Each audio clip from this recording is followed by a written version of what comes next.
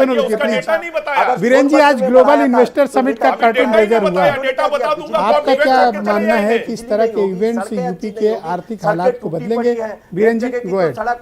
Thank you, आप दोनों का शुक्रिया। वीरेन जी बोलेंगे। ये जो वीरेन जी, भाजपा और सपा के बीच राजपाल जी रुक जाइए। हाँ। ये वाद विवाद चल रहा है, अगर आप इसको इस रूप में देखें तो उत्तर प्रदेश की तस्वीर बदलने की एक छोटी शुरुआत 2007 से आप देख सकते हैं, जब एक्सप्रेसवे बना था हुई।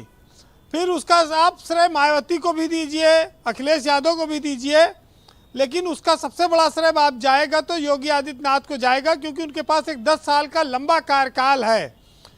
इन्वेस्टर समिट एक इंटरनेशनल वर्ड है और ये दर्शाता है कि किस तरह से हम ग्लोबलाइजेशन का फ़ायदा उठा सकते हैं और अमेरिका, कोरिया, जापान में बैठे हुए लोग भारत में आकर रोजगार के नए अवसर पैदा कर सकते हैं और नई फैक्ट्रियां, उद्योग धंधे लग सकते हैं। तो ये एक सरकार की जो आज पहल हुई, इसको स्वागत होना चाहिए, क्योंकि यूपी जैसा जो राज्य रहा है, जिसको लोग बीमारू राज्य कहते थे, यहाँ पर लोग पैसा अपना लगाने नहीं आते थे कि वसूली हो जाएगी, गुंडागर्दी हो जाएगी, पैसा नहीं दोगे तो अपहरण हो जाएगा। उत्तर प्रदेश को उन सब चीज़ों से बाहर निकाला गया है। एक्सप्रेसवे का जाल बिछ रहा है। आज उसमें मायावती के भी योगदान को आप लीजिए, अखिलेश यादव को भी जोड़िए और बीजेपी की डबल इंजन की सरकार को भी जोड़िए, क्योंकि प्रधानमंत्री नरेंद्र मोदी यहाँ से सांसद हैं। उनका योगदान उत्तर प्रदेश के विकास में बहुत बड़ा है। योगी आदित्यनाथ को एक लंबा साल मिला है, 10 साल का पीरियड अभी उनके पास है। तो स्वाभाविक है कि एक्सप्रेसवे बनाएंगे, वो फैक्ट्रियां लगाएंगे, तमाम सारे लोगों को लेकर आ रहे हैं देश दुनिया के। केंद्र सरकार उसमें सहयोग कर रही। यहाँ झगड़ा, लड़ाई और श्रेय लेने की बात नहीं है। बात यह है कि हम गुंडे माफियाओं से तंग प्रदेश में रहना चाहते हैं या खुशहाली और तरक्की के रास्ते पर। एक बहुत बड़ी बेरोजगार युवाओं की फौज है। तमाम इंजीनियरिंग किए हुए, मैनेजमेंट किए हुए लड़के परेशान हैं, रोजगार के लिए बाहर जा रहे हैं।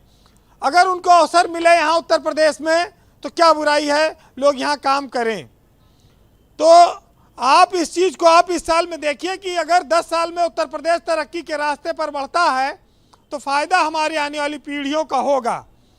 ईज़ ऑफ डूइंग में जो बिजनेस का रूल है, उसमें यूपी नंबर 2 पर आया है। ये कोई बड़ी मामूली उपलब्धि नहीं है, ये बहुत बड़ी बात है। यहाँ जिस प्रदेश में खाने के लाले रहते रहे हों, 80% लोग कृषि पर निर्भर हों, खाली खाना खा के अच्छी स्कूलों में पढ़ाना भी है, हमें रोजगार के नए अवसर भी पैदा करने हैं, हमें देश के अन्य राज्यों के साथ मुकाबले में खड़े भी रहना है कि कोई हमारी हंसी ना उड़ा पावे कि यूपी के भैया हैं। यूपी देश में आगे जाए और सबसे बड़ी आबादी का प्रदेश है। अगर वो उच्चता पे रहेगा तो देश की इकोनॉमी मजबूत होगी, इसमें कोई समस्या नहीं है। बदमाशों पर, माफियाओं पर, गुंडों पर कार्रवाई हो रही है, हो, जिससे लोग सुरक्षित महसूस करें, माफिया राज खत्म हो। देखिए, बेहतर जीवन शैली हर कोई चाहता है कि उसके बच्चों को आराम मिले, पैसा रहे लोगों के जेब में। ये सरकारें तो आएंगी जाएंगी, लेकिन सरकारों का योगदान क्या है, ये मील का पत्थर बनता है। ये योगी आदित्यनाथ की अगर सरकार आज दिल्ली में बैठकर 50-55 देशों के राजदूतों को बुलाकर उत्तर प्रदेश में लाना चाहती है, फैक्ट्रियां, उद्योग लाना चाहती है, तो इसका स्वागत करिए, क्योंकि ये हमारे आने वाले वक्त के लिए ज़रूरी है। ये एक बेहतर कल के लिए ज़रूरी है। आप देखिए, लेकिन ब्रजेश जी, बातें बहुत हो रही हैं।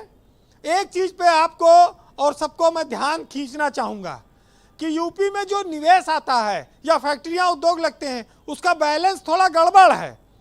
पश्चिमी उत्तर प्रदेश में, एनसीआर में तो ज़्यादा आता है, लेकिन बुंदेलखंड और पूर्वांचल पिछड़ जाता है। कहा गया कि मोदी जी आए हैं और बुंदेलखंड और पूर्वांचल, वो जब सांसद बने तो इस इलाके को हरा भरा करेंगे। कुछ असर रहा बनारस के आसपास जगहों पर, लेकिन अभी काम बहुत होना बाकी है। पूर्वांचल एक्सप्रेसवे बन रहे हैं, बिजली के तमाम सारे सेक्टर में काम हो रहा है, सरकार गंगा एक्सप्रेसवे बनाने जा रही है। ये सब योगी सरकार की उपलब्धियां हैं। और सबसे बड़ी बात यह है कि अगर तरक्की के रास्ते पर जाना है तो बेईमानी और भ्रष्टाचार और गुंडागर्दी, ये तीनों दूर दूर तक दिखे ना, तब तो आपकी सफलता है जी। नहीं तो बदमाश आपके हर काम को, अपराधी वो उसको छोटा कर देते हैं, लोग भाग जाते हैं, डर जाते हैं, लोग आते नहीं। तो हम इस काम को लेकर आप ये देखिए कि उत्तर प्रदेश में दूसरी बार तीसरी बार इस सरकार में ये निवेश समिट होने जा रही है। अभी तो विदेश भी जाएंगे तमाम सारे लोग।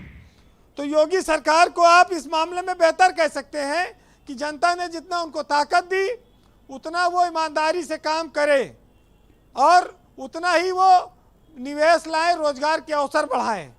हर आदमी के घर में बच्चे बेरोजगार हैं, लोगों को 24 घंटा बिजली चाहिए, अच्छी सड़क चाहिए, हाथ में लाखों रुपया का मोबाइल चाहिए, अच्छा कपड़ा पैंट बूशर्ट चाहिए जी। तो ये सब चीज़ें तभी मिलेंगी जब जेब में पैसा होगा।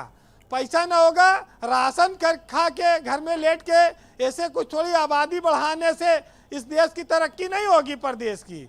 इसके लिए अच्छा हो रहा है जो हो रहा है, उसका स्वागत हो। जी वीरेंद्र जी, एक चीज़ देखिए, कहा जाता है कि डिफेंस एक्सपो हुआ, इन्वेस्टर समिट हुई, तो क्या उत्तर प्रदेश में अमेठी में जब कांग्रेस की सरकार थी रेल कारखाना आया, अब वहाँ पर रिवाल्वर बनती है, राइफल बनती है, अभी एक कॉरिडोर बन रहा है डिफेंस एक्सप्रेसवे, तमाम लखनऊ भी उसमें जुड़ा है, बहुत सारी चीज़ें आएंगी और हमको आपको धरातल पर बहुत सारी चीज़ें देखने को मिलेंगी। लेकिन सरकार से यह भी अनुरोध है कि सीजी सिटी को भी आगे बढ़ाए, गोमती रिवर फ्रंट को भी आगे बढ़ाए, क्योंकि ये भी एक खूबसूरती में चार चांद लगाते हैं आपके उत्तर प्रदेश में। तो ये बात सिर्फ कहने की नहीं है, ये ज़रूर है। देखिए कि जब आदमी कोई संघर्ष करता है, कोई सरकार, कोई नेता, तो उसमें वो थोड़ा अपने आप को अकेला पाता है, लेकिन ये जनता उसी दिन उसके साथ आ जाएगी जिस दिन आपको सफलता मिल जाएगी। तो विरोधियों को भी मिलता है मौका। देखिए, रुकावटें आती हैं सफलता की राहों में, लेकिन जब आप मंजिल पा जाते हैं, हार नहीं मानते हैं, तो दुनिया वही ताली बजाती है। तो आप इसको इसी नज़रिए से देखिए।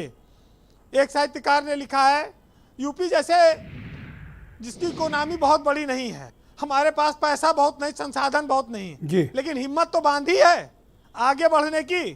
तो इस पर कम सरकार को, हाँ, लोगों को काम धंधा मिले, रोजगार मिले, अर्थव्यवस्था बढ़े, तरक्की हो, हर कोई ये चाहता है। ब्रिया जी, एक साहित्यकार ने लिखा है जी कि जब टूटने लगे हौसले तो बस ये याद रखना कि बिना मेहनत के हासिल तक तो ताज नहीं होते, और ढूंढ लेना अंधेरों में मंजिल अपनी, क्योंकि जुगनू कभी रोशनी के मोहताज नहीं होते।